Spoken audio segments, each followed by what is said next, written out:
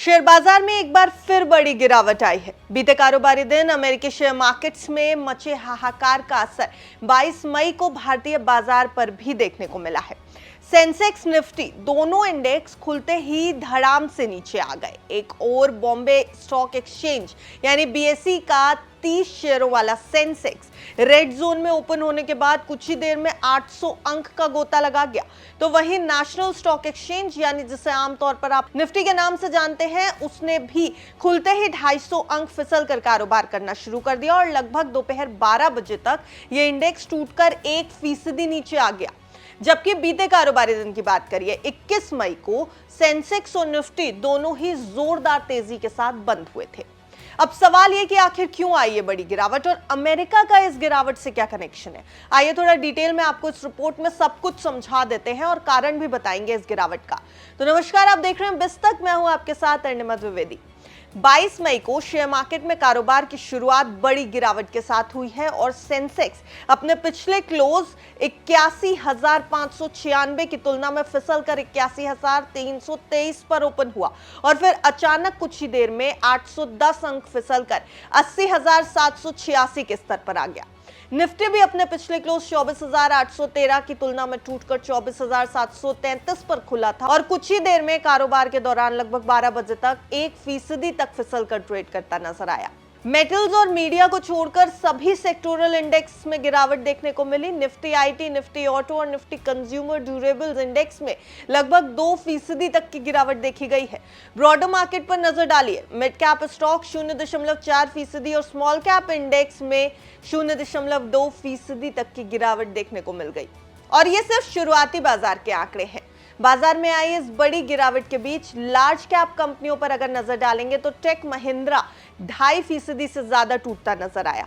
Power grid share भी 2.5% टूटता नजर आया। एचसीएल टेक शेयर 2%, इन्फोसिस का शेयर भी 2% फिसल कर कारोबार करता दिखाई दिया।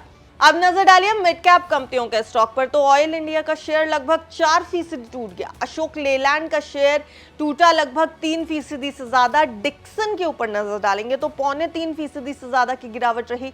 ऊनो मिंडा में लगभग 2.5% से ज्यादा की गिरावट रही और एमामी लिमिटेड शेयर 2% फिसलकर ट्रेड करता नजर आया। स्मॉल कैप कंपनियों में सबसे तेज गिरावट आई। पारस केबल्स के शेयर खुलते ही 10% तक टूटते दिखाई दिए। तो ये तो बाजार का हाल था, लेकिन सवाल वहीं का वहीं है कि आखिर क्यों ताश के पत्तों की तरह टूटने लगा बाजार 22 मई को।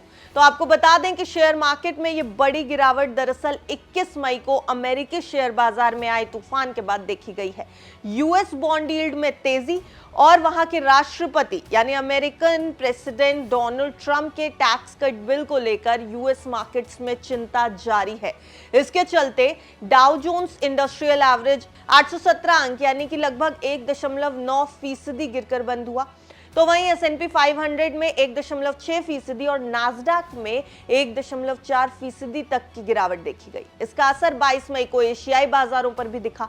गिफ्ट निफ्टी शुरुआत से ही गिरावट के संकेत दे रहा था, 150 अंक फिसल कर खुला है। इसके अलावा जापान का निकेई 355 अंक तो हांगकांग का हैंगसेंग 131 अंक फिसल कर कारोबार करता नजर आया है। अब एक्सपर्ट्स का कहना है कि ग्लोबल बाजारों में जोखिम बढ़ चुका है। अमेरिका का घाटा और कर्ज इस समस्या की बड़ी जड़ है। एक्सपर्ट्स के मुताबिक गोल्ड और बिटकॉइन जैसे वैकल्पिक एसेट्स यानी जो ऑप्शंस हैं एसेट्स में, उनमें तेजी ज्यादा दिखाई दे रही है। मुख्य समस्या अमेरिका का बढ़ता फिस्कल डेफिसिट है जो बाजार को टिकाऊ नहीं लग रहा।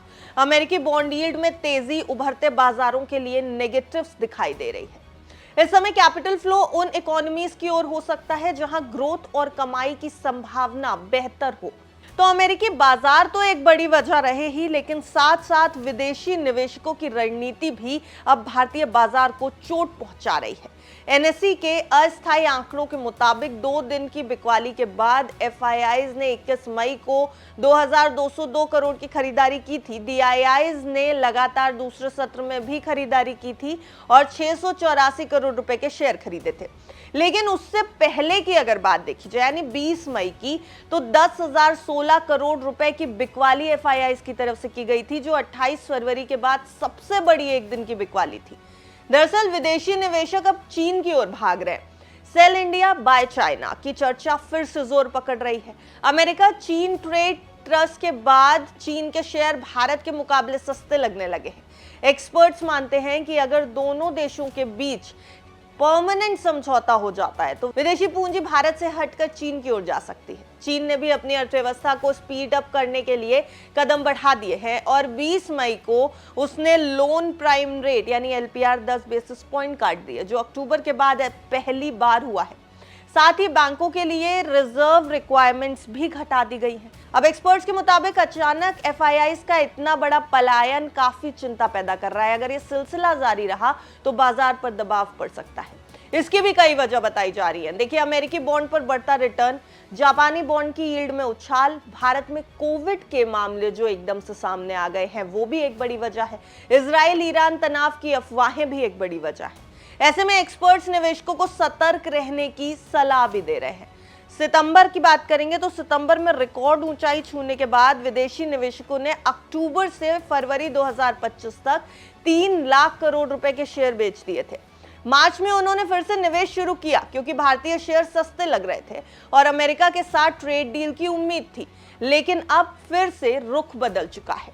ग्लोबल मार्केट में नेगेटिव रुझान है और घरेलू स्तर पर नए ट्रिगर्स की कमी के चलते विदेशी निवेशक मुनाफा वसूली करने लगे हैं। इससे पहले 1 से 16 मई के बीच उन्होंने 23,778 करोड़ रुपए भारतीय बाजार में लगाए भी थे और अप्रैल में भी 4,243 करोड़ रुपए का निवेश भी किया था।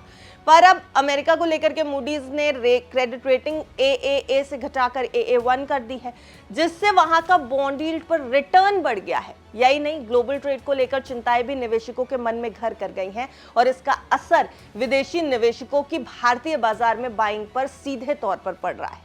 तो कुल मिलाकर भारतीय बाजार में उतार चढ़ाव जारी है और डोनाल्ड ट्रंप एक बार फिर ग्लोबल और खास तौर पर भारतीय बाजार पर हावी होते दिखाई दे रहे हैं। उनकी पॉलिसीज हावी होती दिखाई दे रही हैं। निवेशकों के मन में भी डर बढ़ रहा है और बाजार में बढ़ रही है मुनाफा वसूली। ऐसे में एक्सपर्ट्स की यही सलाह है कि बाजार में थोड़ा सा सतर्क रहने का समय है। हालांकि बाजार पर से भरोसा बिल्कुल नहीं उठना चाहिए क्योंकि शेयर बाजार ने इससे भी बड़े झटके झेले हैं। इसलिए भारतीय शेयर बाजार पर एक्सपर्ट्स अभी भी भरोसा करने की सलाह दे रहे हैं। हालांकि थोड़ा कॉशियस रुख अपनाना जरूरी है। ये पूरी रिपोर्ट जो हमने बाजार को लेकर के आपके सामने रखी, जो आंकड़े आपके सामने रखे, दोपहर में 12 बजे तक के ये आंकड़े थे और बिस तक की आपको ये सलाह है कि इस पूरी रिपोर्ट को सिर्फ जानकारी के तौर पर देखें। बाजार में कहीं भी दाव लगाने से पहले अपने फाइनेंशियल एडवाइजर की राय एक बार जरूर ले लें। देखते रहिए बिस तक।